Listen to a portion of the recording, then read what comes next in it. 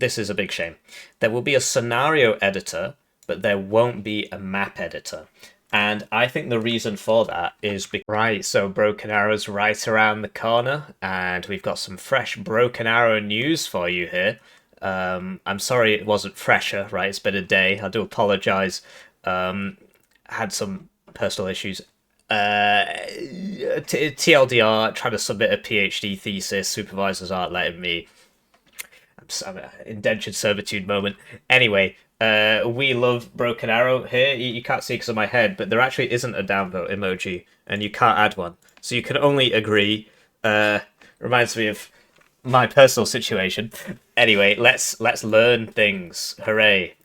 We're learning FAQs. Got some FAQs there. So everything you need to know about the game. When is Broken Arrow releasing? It gets better. Broken Arrow will be released worldwide on the 19th of June at 4 p.m. GMT. The early access edition is going to be at June 16th, and it's important to note that 4 p.m. GMT isn't actually 4 p.m. UK time right now because of British summertime, daylight savings time. Britain invented time, right? That's why it's called Greenwich Mean Time. And then the Germans invented daylight savings time. I wish I was joking. Anyway, and then, yeah, June 16th at 4 p.m. So this is 5 p.m. UK time. So there you go, 5 p.m. UK time on Monday. So how much is it going to cost? It's going to cost $50, but this is wrong because it depends on your region. So SteamDB... Broken out. So it's a shame that they have got their own Q&A wrong, but there you go. So it's actually going to cost us 50 quid, but if you so these are the Vanguard edition prices. So it's US dollars $60 for the Vanguard edition because you're not actually able to buy the normal edition yet. This is kind of a bit scummy, to tell you the truth. Some people have said it's just incompetence. It's not. It's a deliberate sales tactic. When you go to the page, you can only buy the pre-order Vanguard edition. You can't pre-purchase the one that unlocks on the 19th. So if you want to buy the one that comes out 3 days later, you've got to wait until it launches. And so that's just a way to trick people, essentially. I mean, people can defend it. It's just a standard sales technique, right? It's not the end of the world, but it is a little bit scummy in my eyes. But hey, these guys exist to make money, and that's what they're doing. I mean, if you just look at basically any other game on Steam that has early access, or like an early access edition, where you will be able to buy the normal edition and the early access edition before either of them come out. So you can make the decision then. Whereas this is going to trick some people, basically, and they're just relying on you not reading it. And it's that kind of standard, shout the lie, whisper the correction. So there you go. Where's the standard edition? I can't buy it. The button to purchase the standard edition will appear on Steam on June 19th at 4 p.m. GMT. Until then, it won't be possible to pre-order it. Next question. Why? Why is there no why? Because I've just explained it to you. It's because they like money. I mean, I like money. You like money.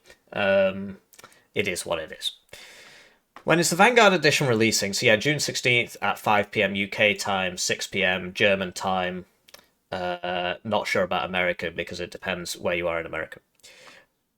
Can I buy the Vanguard edition between June? Yeah, soon. Yeah, so it's going to come out once the Vanguard edition... No, hang on, what?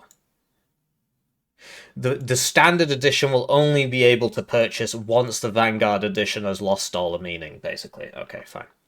Where can I access my Vanguard edition content? The Vanguard edition grants access to the soundtrack, 3 days of advanced access, 10 cosmetic skins. Sorry, I guess I'm in the way.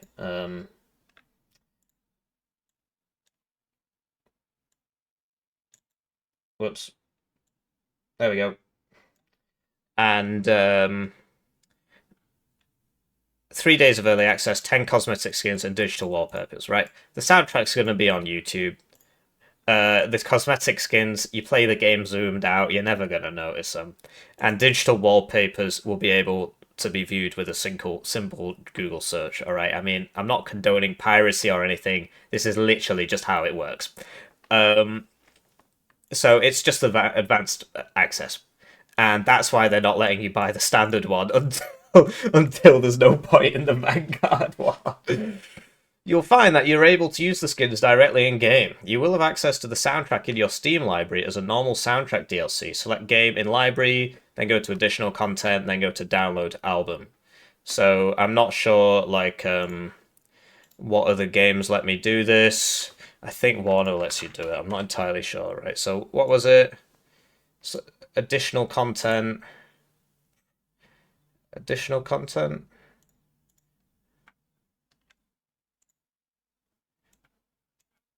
Where is additional content? Maybe this doesn't have any additional content. Uh, hmm. What can I say? I'm sorry, I figured I'd just show you how to do this, but I don't actually know how. So, yeah, sorry. As for the digital wallpapers, you can find them here, so they'll just be in the game directory. I won't try showing you that, I'll clearly mess it up. Can I buy the Vanguard edition after June 19th? No. Well, there you go. So, trying to bait you with those skins, I guess. But the main advantage, because these things don't matter, they really don't. These two definitely don't. This one might do a tiny little bit if you like zooming in, I guess. And it's just this, so it loses all meaning after June 19th. Can I buy the soundtrack after June 19th? Yes, we're going to make the soundtrack available for purchase on June 19th at a price of $9.99. It's quite expensive, but you know, it's most people are not going to bother with that because you'll just be able to go on YouTube and it'll all be there. Where can I buy the soundtracks? You can buy it on Steam. You can also find it on a number of platforms: Spotify, Apple Music, iTunes, Amazon Music, Deezer, wow, TikTok Music, and Tidal. Not heard of Tidal. Will the skins for Vanguard be available at a later stage? Maybe. Alright, so it might be that, you know, even if you miss this Vanguard thing, you might still be able to get your skins. What are the hardware requirements for the game? The minimum requirements are as follows. So, um, I mean, this is all by the by, right? It depends what you think is a reasonable performance of this game. I think this game actually runs quite poorly. I think that because it does. It does run quite poorly in comparison to its competitors. I have to play the whole game on medium, and I have a pretty good AMD PC. I've got an RX 9700 XT or something, which was a flagship card when it released. Um, it's better than the recommended requirements. So it depends what you think is a reasonable performance. I get about 30 FPS on medium settings at 4K with a top of the line PC. I'll put my specs in the description just so you can, because I can't remember them off the top of my head. So you know, just basically, I played the beta of April, the early access press beta in April 2025, and the performance was almost identical to the last open beta, which was in August 2024. So the performance hasn't really changed since August 2024 and April 2025. So if you were playing the August beta and you were like, this is unplayable for me on my machine, it's not going to be any different. People might tell you it is, the devs might tell you it is, because they want your money. I don't think it's going to be that different. If it was borderline, you might notice a small improvement, and then that makes it okay for you. I mean, honestly, the best thing to do would be to just buy the game, play the game, and then if you can't run it, refund it. You've got a 2 hour refund window. I think that's probably the best way of doing it because I have a lot of people asking me, how is this going to run on my system? Well, I don't know. I don't know what any of these numbers mean. I know what an Intel i7 is. Anyway, what does Skirmish mode contain?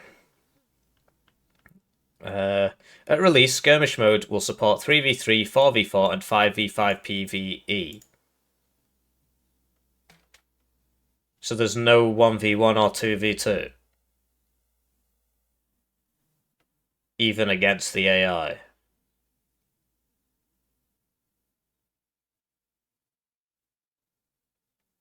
Okay.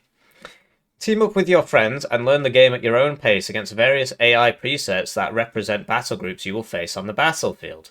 Balancing for 1v1 and other single-player configurations against and cooperatively with AI are planned for future updates and will be released as free content.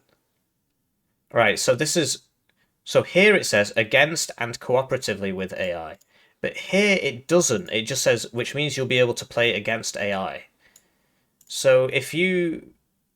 There's a small chance from the way they've worded it. I mean, it's impossible to tell. It's deliberate. Well, it's vague. That on launch, unless you've got two mates, you won't be able to play PvE. I don't know. I don't know. We'll see, right? Do note that it is possible to create and play content that is very similar to Skirmish mode in the game scenario mode, and or by using the scenario editor to create missions. This includes being able to use your decks to play out these missions and set up allies to support you, like you would in a skirmish. Okay, so within the first few days, there will be, presumably, something that is like 2v2. This is really poorly worded. Oh no, okay, so here we go. How does multiplayer work? You can play from 1v1 up to 5v5 in custom lobbies, or play ranked 5v5, which is the only mode that will contribute to your leaderboard progress. So you can try and make a 1v1 lobby and play lobby sim, but in terms of matchmaking, it's just 5v5. Okay, can I play 1v1? Yes, through custom lobbies or by preparing custom scenarios in the scenario editor. Okay, so there is going to be a 1v1 mode, and it'll be harder to find games. There won't be any matchmaking, and it won't be balanced. Help me. Okay, whatever. But they're talking about, you can prepare custom scenarios which are 1v1. Okay, so you can do 2v2 and stuff against AI, but you gotta make your own scenario. Alright. How long is the single player campaign? It is 19 missions long. That's quite a lot, actually. The mission I played took me, so here it is, took me an hour. I was playing on hard, and I was sort of pissing about. Playing on hard, I mean, I recommend just watching this. The campaign, I've never really been a huge fan of campaigns, but after playing like World in Conflict 2007, that is a really good campaign. I've not finished it yet, but it really is incredible. And I've live streamed that on the channel as well. And you can just watch that by clicking on this and then clicking the live tab. But this was just kind of, it reminded me a lot of Wano Operations, and I didn't find it particularly compelling. I mean, really, I'd be playing it for the story. The main issue I had was I was playing on hard, and on hard, all it did was give the enemies double HP. So I would drop JDAMs on them, and they would, I would drop a JDAM on that 7-man team, and he would survive like a 2,000-pound bomb because he's just got 2 times the HP of me. And then basically enemies would just spawn in continuous waves coming from the same. So enemies would spawn up here, and it was always the same group of enemies, and they would just run down the highway, the airport runway towards me, and I'd just have pre-prepared positions, and I'd just shoot them. And then there would be enemies that would be in from the start, and then there would be enemies that would just constantly spawn on a timer. It really wasn't the best thing ever, to tell you the truth. So I'd be playing it for the story. So I do intend to play it, right? I've got a launch day stream. Oh, wow, thank you. That's very kind of you, Vic. Just got a generous channel joiner there, generously joining the channel. They get their names on the screen. They get the videos early. You get members exclusive videos. One joiner at the lowest level is worth 2,000 views. At the highest tier, which he is subscribed at, you also get your games cast at a rate of 1 per month. Currently, it's just Wano games and, like War Game, Red Dragon games if you want. I mean, that's just not a popular option, but it's there. Because Broken Arrow doesn't have a replay functionality, which we're about to get to in the FAQ. So 19 missions is actually quite a lot. And given that this took me an hour, that's 19 hours of content, of single-player content. So it's not bad, actually. Having said that, I think that if I had played on medium, it would have taken me half that time. So I think it's going to take about 10 hours. That's my presumption. About a 10-hour campaign, which is pretty not. It's actually on the higher end. Like COD takes you about 4 hours, man. Does COD even have campaigns anymore? Let me know. Let me know. I don't really play it anymore. Um, so it's a dynamic campaign, so you can decide the order in which you face certain missions. Well, that I mean, isn't there a story? Whatever. What is planned for after launch? Our immediate plans will be to address all kinds of small issues that might emerge once the game is launched. Expect a prompt reaction. There are a number of improvements and features, such as single-player skirmish, that we couldn't include at launch, so expect us to deliver more information on those shortly after launch. Yeah, so there you go. So skirmish mode, you can't play it without two of your mates. Minimum. Well, it is what it is. I mean, that's doesn't really make any sense at all. And it seems that you will not be able to play skirmish mode against with the AI on your team. But you will be able to make your own scenarios where you can do it. So why didn't they just what? Why didn't they just make their own scenario in their scenario editor to Anyway, my apologies. I've been hit. I've been hit by the polonium for insulting Broken Arrow. Um, we also have ambitious and long-term plans for expanding the game with new factions, units, specializations, and theaters. We will give you more information on that later this year. So this is the main point of speculation. We know Russia's in it. We know America's in it. What do they do next? Depends entirely on how well it sells, on how long they're going to keep doing it. I mean, come on, obviously. The next one is just, surely it is China. Surely the third nation is China. Why wouldn't it be? China is, it's the big boy, right? It's the third superpower. It's more powerful than Russia. I mean, obviously Russia's going to get upset, but I mean, come on. Something that's like Chinese shipbuilding capacity is 9 times greater than that of the US. It might have been 90 times, but anyway, just Google it. So surely it's China. And then what? Then what do they do? Because they are the logical thing from a monetary perspective would be to start on the European countries and go for the ones that have the biggest markets first, right? That's also why China would be a big deal because it's loads of people.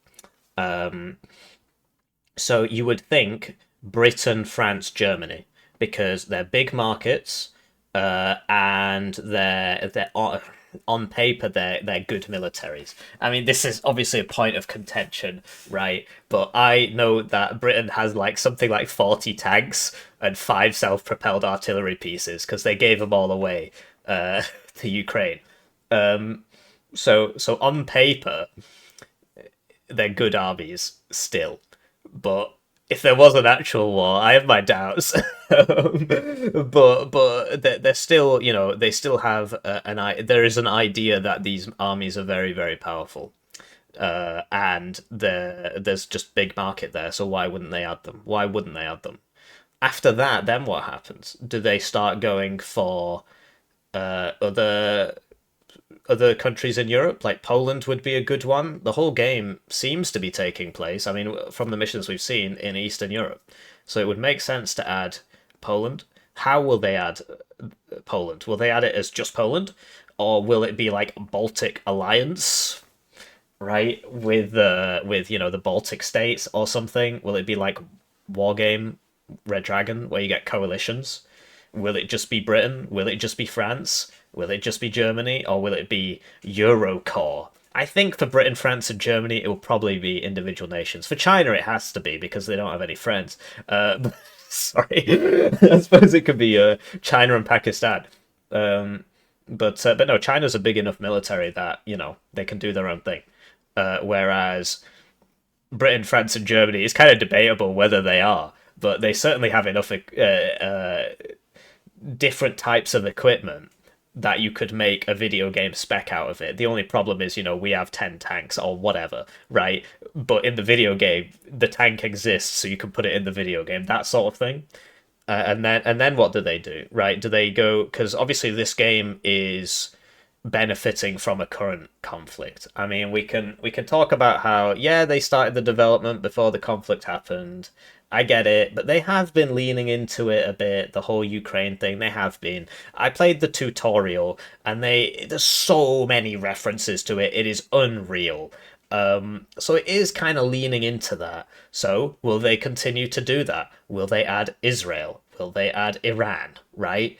It depends what they if they want to go for maximum controversy to maximize sales. That would make sense. Or will they go for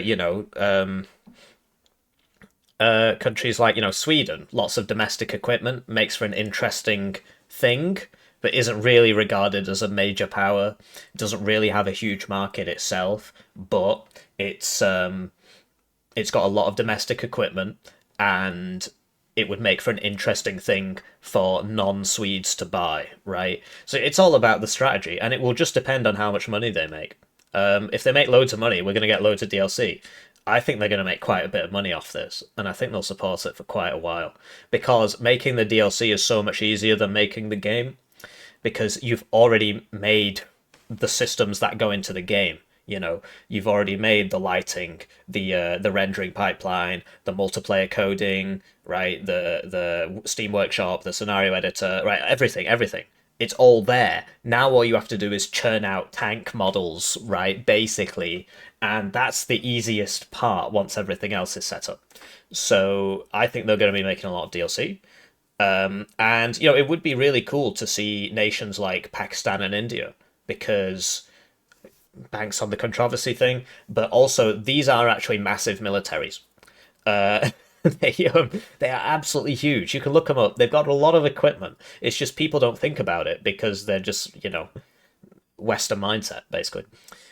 So yeah, my prediction is obviously USA, Russia on launch, then China, then UK, France, Germany, then I think it's gonna be like Poland. I mean, that's my assumption. Obviously, Russian developers, Russians and Poles, not great friends. I keep reading comments from Polish people in my comments, and they're not very nice about the Russians, and vice versa. So yeah, I think it's going to be China, Britain, France, Germany, Poland, and then we'll see. Maybe Sweden or maximum controversy, add Israel, whatever. So yeah, we'll see. I have a technical problem with the game. Who can I reach out to? Please post in the tech support forum on Steam here. I think I saw a cheater. How do I report them? We have an anti-cheat system in place, but in case you think you saw a cheater, you can report them with an in-game button that you can find first by displaying the playlist during the match, top right corner, and then clicking the exclamation button to open the report window. This is completely unknown technology. I come from a game called Warno, and the only way to report a cheater in that game is to basically they have a testing team of volunteers who test the early patches for free, and then you message one of them with your complaint, and then they message the developers on their internal forum, and then the developers look at it. It's absurd. Anyway, will it be on Linux? No. Will it be on Mac? No. I mean, this doesn't surprise me. 1 second. Steam hardware survey. Oh, May 2025. Very current, very current. Let's have a look at some operating systems, shall we? Right. Windows, 95.45% of Steam users use Windows. So, a 1.85% Mac, 2.69% Linux. 95% on Windows. So it's just not worth their time. All right. I know the one Mac user and the one Linux user in the comments are going to be very upset about this, but just use Proton or whatever it's called. Will it be on GeForce Now? So this is like a subscription service where you pay NVIDIA and then they let you play games on their supercomputers through the internet. It's actually reasonably good. I used to think, because when these things first came out, the first one was called like OnLive or something, and I tried it, and there was like a 2-second delay, but they've completely sorted it out. And what that means is you can run the game on a bad computer, because all you're streaming a video, basically. You're just streaming a video. And so as long as you could stream a video, you could play the game. Where can I find people to play with? The best place to look for people to play with is our official Discord channel. Yeah, maybe. What I would recommend is joining the Hippie Discord, which obviously just has a much greater you know greater wow, so many smarter people in the Hippie Discord. It's very bare bones, Broken Arrow General, and then some voice channels. And so if you want to find people to play with who have a brain, I would recommend my Discord. But obviously, I would recommend my Discord. So I mean, there are lots of people in the Broken Arrow Discord. There's like 59,000 people in the Broken Arrow Discord. Well, yeah, try it. Why not? Um, will there be a preload option so I can download early? No. So this is a big shame, actually. The game is not small. From the open betas and stuff, it's like 80 gigs, something like that. That's an approximation. From the open betas and the press beta and so on. So that's rough, man. I mean, if you're don't take Monday off work. If you're in the UK or if you're in Europe, don't take Monday off work for this game because the game's coming out at 5 p.m. anyway, and then you have to download it. So I'd take Tuesday off work if you want to do that. If you're interested just in multiplayer, I wouldn't bother taking the first few days off. I wouldn't bother buying the Vanguard edition because I reckon the servers are going to shit themselves. I mean, I might be wrong. I'm happy to be proven incorrect, but in both open betas, I took time off my PhD to play the open beta, and I couldn't play it for the first 3 days. So, third time lucky? Yeah. Where are the game servers located? We have a wide distribution of servers in many different parts of the world, and ideally it means that no matter where you are, you will be able to have a decent performance. So it's just, I decline to answer the question. All right, well, we'll see. I'm in Europe, so I'm fine. Uh, Australians will have to find out. Will there be a map editor? No. So it's a big shame. This is a big shame. There will be a scenario editor, but there won't be a map editor. And I think the reason for that is because the map editor uses proprietary technology to build the maps. For those of you who want like a brief rundown of how this works, there are certain game developers can buy game development programs which help them develop games. The one that always springs to mind for me is called Speed Tree. It's very popular and it allows you to make good looking trees in your game and make it so all the trees look different, right? And you can place trees on the map, place lots of different trees. And this is a company that literally just makes a program that helps you put trees in your game.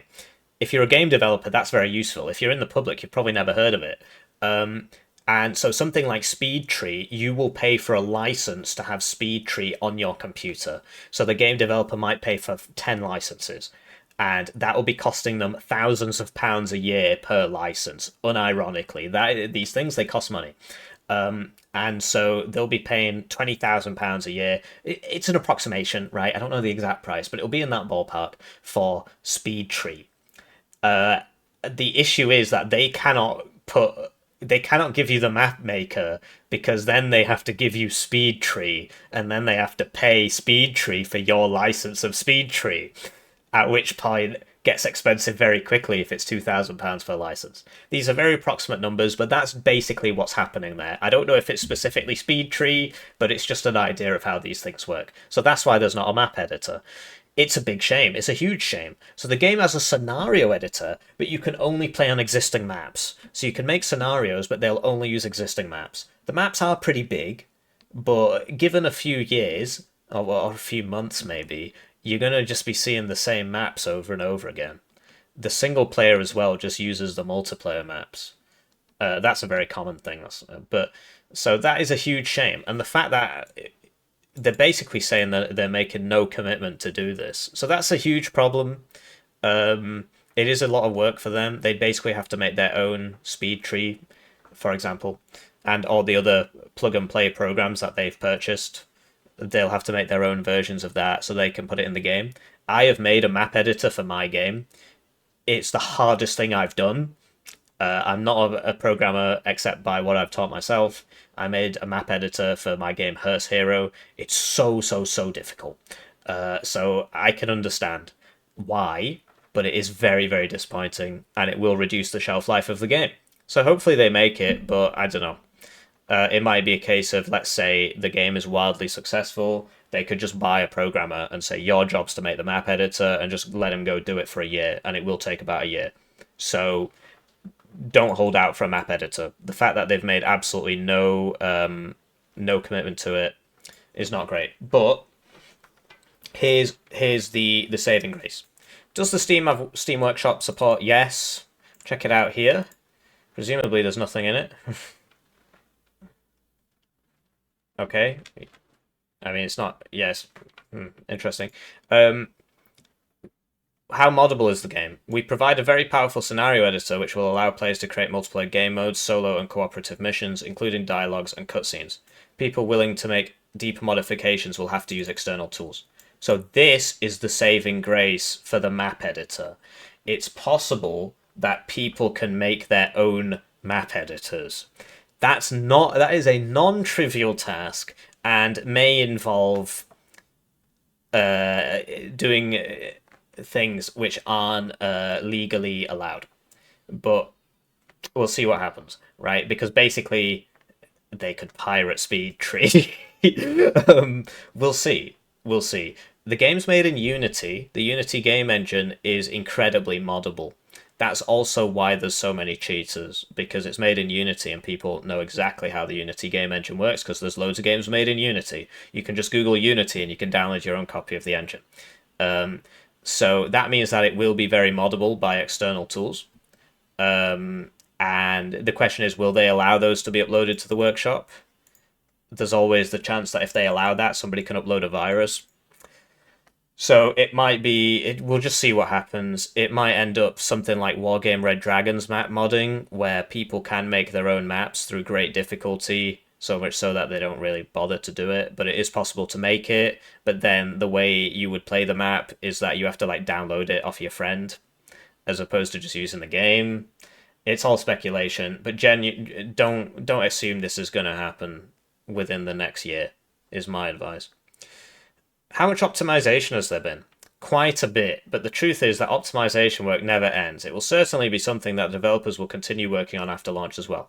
Right, so if there had been a substantial amount of optimization, what they would do is they would show a scenario and they would say, this is the FPS we got before, this is the FPS we got now, you can expect this level of increase. The fact that they're not doing that and are using incredibly vague terms means I would not hold out for much optimization. Having played the August 2024 beta and the April 2025 beta, I could not tell the difference between them in terms of FPS. It might have been slightly better. It probably was slightly better, but if it's 5 or 10% better, you're not going to notice. So I wouldn't hold out on it. The Unity game engine is known for being shit when it comes to optimization. A lot of people ask me, well, how does that work? It's a few things. It's a combination of, one, developer lack of skill. This is the first game they've made, so you can't expect them to, do everything perfectly. This is the first game they've made. They used to be a Wargame Red Dragon competitive clan, so they've learned all this stuff themselves, so they're obviously not going to be the best at it. But also the engine, so you can see Unity as like a Swiss Army knife or an adjustable wrench, adjustable spanner, right? A regular spanner is always easier to use than an adjustable spanner. If you've ever used one, you'll know what I'm talking about. The advantage of the adjustable one is that it can do anything, whereas the regular one can't. And so, yeah, it's basically the same thing. The Unity game engine, you can make a space game, you can make City Skylines, you can make the Outer Wilds, right? You can make some indie thing, you can make an FPS, you can make, I think Isonzo is made in Unity. I know Verdun was. The games, not the wars, the battles. And so it's designed to do everything, which means it doesn't do anything extremely well. And so if you compare this game, as I always do, to Wano, because they're based off the same game, and I come from Wano, Wano runs about 3 times better than Broken Arrow, and it has more units, and the graphics are better.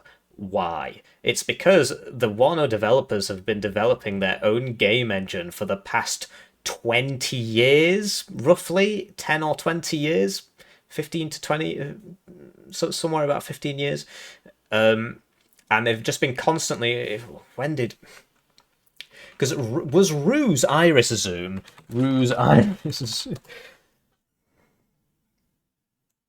Yes. When did Ruse come out? Ruse release date. Okay. They've been making their own proprietary game engine designed just to make RTS games, or RTT games, I suppose you could say, for over 15 years. So that's why Wano runs 3 times better than Broken Arrow, because it's not an adjustable spanner. It's one spanner, which does a 1/8 or 1/16 or whatever.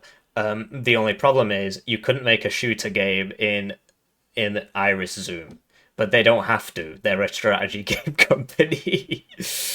So yeah, I wouldn't hold out on this. Worst case scenario, buy the game, play the game, and just keep in mind you've got a 2-hour refund window if it runs like shit. Can we share our battle groups? Nothing is stopping you. You can easily do so by finding your battle group files in the C users your name, app data, local low, steel, balaclava studio, broken arrow dex folder. Okay, so yeah, you can just copy and paste these battle groups, the divisions you can make in the game. They're just text files, so you can just copy and paste them.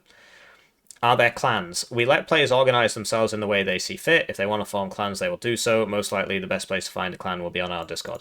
If you want to join my little group, like I said, it's more of like we're not trying to be the best guys ever. I just want somebody to play with, and I don't want to play the multiplayer mode solo ever again because it's an absolutely painful experience. If you want to chill out with us a lot, just join the Hippie Discord, linked in the description. And if it grows, we'll try and do some more stuff with it. But it's just a small community. There are other communities. Will it support DLSS? So what is DLSS? It's a way that you can put 2 graphics cards in your computer and one game will be rendered across 2 graphics cards. We do not plan on doing that. DLSS is only for NVIDIA graphics cards, while FRS is for all GPUs. So it's got FSR, or FRS. Well, I mean, come on, do they not proofread these? Fellowship of the Royal Society, great. Okay, so FSR. So they just spelt it wrong there. Whatever. Will there be a spectator mode on launch? No, but we plan on adding it. So this is the difference here, right? As for map editor, we'll see it's not something that will be available in the near future. So don't expect that anytime soon. Will there be a spectator mode? We plan on adding it in the future. So you're thinking like roughly 6 months. I mean, I might be wildly inaccurate, but this is going to happen before this, if this ever happens, right? Spectator mode is very necessary for your esports things. I want to make a YouTube channel. I have a YouTube channel. I want to make Broken Arrow videos. I want to watch high-level Broken Arrow players play the game. My tier 4 channel members can send me 1 cast per month to be covered by me, and they get suggestions on improvements, and they get their name out there. If it's an interesting game, they want people to see it. 2,000 people see them beat up whoever, and they learn things, right? So if you just click on my videos and you press join, that's how you do it. This guy did it today, actually. It's very, very kind of him. And so I'd love to be able to do that for Broken Arrow as well. Currently, it's just Wano and, I guess, Wargame and Steel Division if people want to send me those, because I own those games, but I'm not very good at them. Broken Arrow, I'm, of course, the world #1 Broken Arrow player, so it would be great if people could send me their replays and take advantage of this, but not at launch, so we'll see. And also tournaments. I play a lot of Wano tournaments, right? So if you just go to this and press on live, you'll see all the Wano tournaments I play. Very entertaining, and then I cast the game. After I get knocked out, I cast the games, like if there's a 1-day tournament or whatever. And right now you can't cast the games because there's no spectator mode. So hopefully they sort that out. Will there be co-op mode in the campaign? Not at launch, and it's not something we can promise yet, so basically no. There are competitive scenarios outside the campaign, though, and players will be able to make more with the scenario editor. So depending on how good the scenario editor is, somebody's going to make the entire campaign again in the scenario editor, but with co-op. Depending on how good the scenario editor is, but I've seen it happen for other games, so it is a possibility. Why does Steam say Vanguard Edition releases on the 19th? Is this wrong? It's just the way Steam shows that kind of information. The standard edition will launch on the 19th, but Vanguard will be released on the 16th. So this is to do with the fact that they're only displaying one thing. They're refusing to display the other edition. So it's misleading, and that's just because of the way they've tried to sell this game. They've not had the second option available for purchase. They've restricted it until after everybody's bought this, so they can make a bit more money. It's not fantastic, but it is what it is. Will the game go and sell during the Steam Summer Sale? No. Okay, well, that's fair enough. Will the game have DRM? No. Does the game's anti-cheat operate on a kernel level? No. Right, well, there's definitely going to be cheaters. I'm sorry. I mean, I know, right, let me explain this. DRM stops people from just copying the game files and pasting them somewhere else and then just playing it for free, right? DRM also prevents people from deep diving into the files and messing around with games made in Unity. So what we've got here is an engine that everybody is very familiar with, no copy or edit protection on the files, and an anti-cheat system which doesn't operate on a kernel level. So I think there's going to be a lot of cheaters, unfortunately. It'll take them a couple of weeks, but basically, what does this mean? So you've got an operating system. I mean, this is there's going to be a few programmers watching this, and they're going to absolutely tear their hair out. But this is you in front of your computer, right? And you see, you're stood up because you got one of those standing desks, and this is the big screen. What's happening behind that big screen? So what you see is, bing, bing, wahoo! You just see flashy colors, right? Wow, wow, explode! Wow, I nuked my opponent. Wow, wow. What's actually happening on the software level behind that, right? So then you've got the game, right? So the game it's been programmed in the Unity game engine, right? And it's its own program. The game runs on an engine. The engine it's the simplest explanation is it's like the engine of a car. Sorry, let's just change this to black. It's like the engine of a car. It runs the game. It's sort of like if you want to build a car, you buy a game engine from you buy an engine from somebody else, and then you build the rest of the car around it. The engine handles right. So let's say you're making a game and you want a guy, right? So you, Mr. Billy Nukes My Own Team here. You say I want to move this unit from here to here. So you click on it. That's you doing your thing.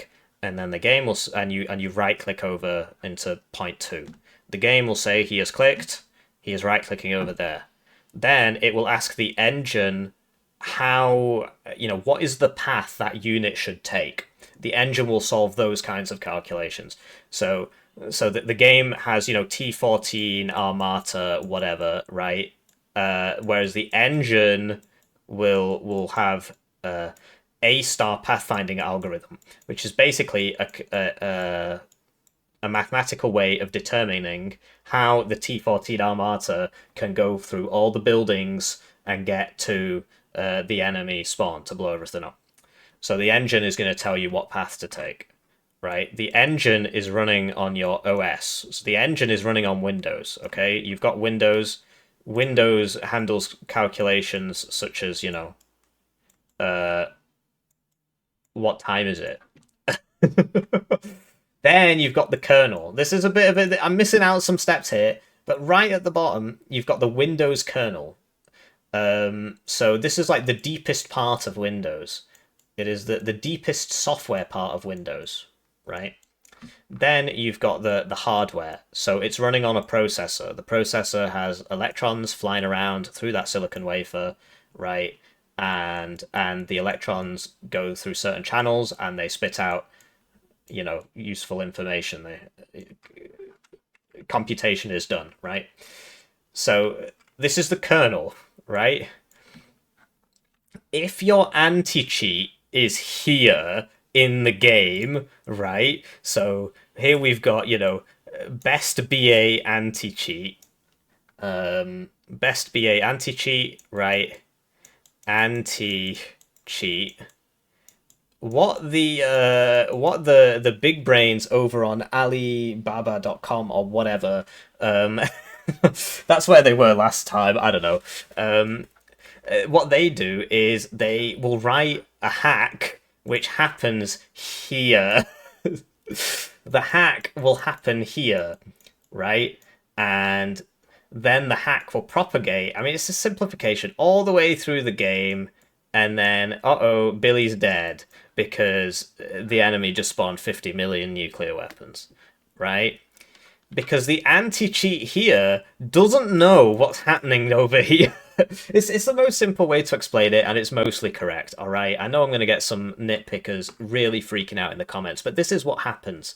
If the anti-cheat is here, then the hack bypasses the anti-cheat by either attacking the kernel, or attacking Windows, or attacking the engine. The only thing it can't attack is the game, if the game's anti-cheat is any good. So the malicious intent is injected here, and it goes all the way up the bloodstream, through the anti-cheat, because it doesn't know any better, to the game.